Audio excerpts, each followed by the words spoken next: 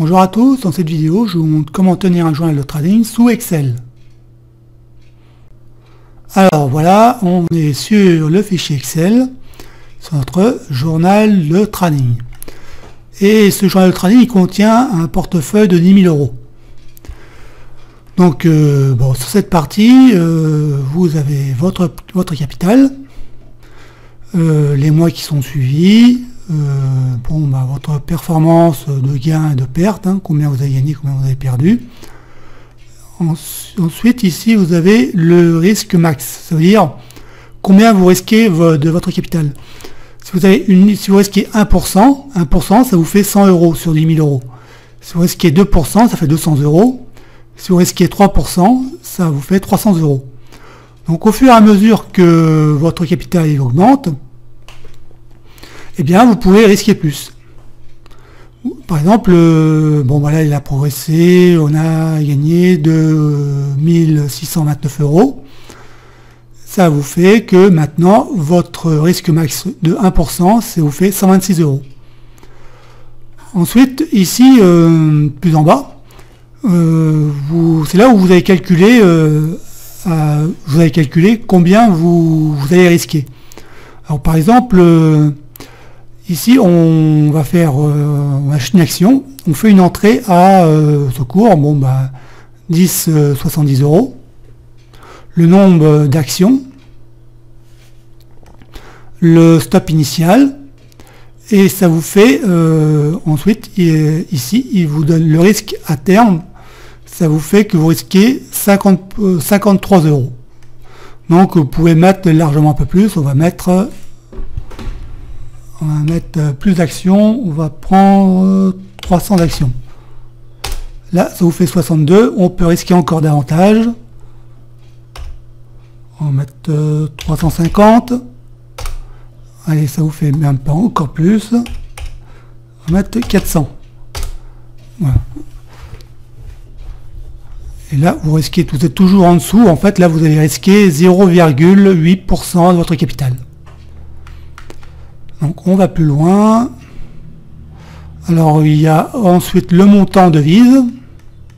Soit donc, si vous achetez en euros ou alors en dollars. Et bien sûr, vous avez plus loin, voilà votre courbe de croissance, c'est-à-dire votre courbe de gain. Si votre capital il progresse, là il est en pleine progression. Ensuite, ici vous avez la sortie, le nombre, la date, les frais, le frais de votre courtier et le taux en devise, que ce soit en euros ou en dollars. Ensuite, après, on arrive sur les performances. Alors, par exemple, là, vous avez toutes les opérations que vous avez fait en janvier, le risque à terme, le trading stop, le stop initial, l'entrée, les frais. Là, tout ça, c'est en fait toutes vos opérations que vous avez fait, que vous avez notées. Et ensuite, la courbe des gains. Donc, vous pouvez voir, ensuite, février, c'est pareil. Et voilà pour ce qui est du journal de trading. Donc, ensuite, il ne vous restera plus qu'ensuite à calculer ici votre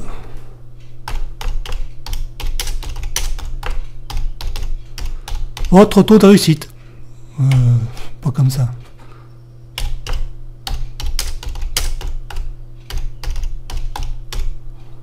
Votre taux de réussite sur janvier, février, mars. On va mettre janvier.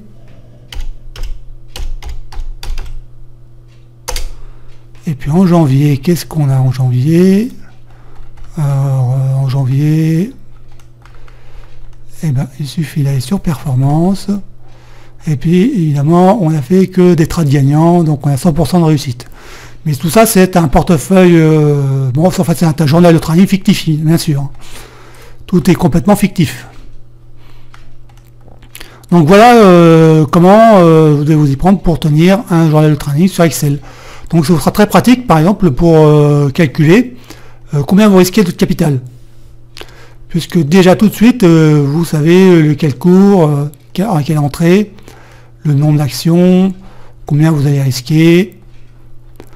Donc la première chose que vous faites, quand vous trouvez une opportunité, c'est de savoir combien vous risquez votre capital. Et bien sûr, quand vous débutez, vous n'allez pas risquer plus d'1% de votre capital.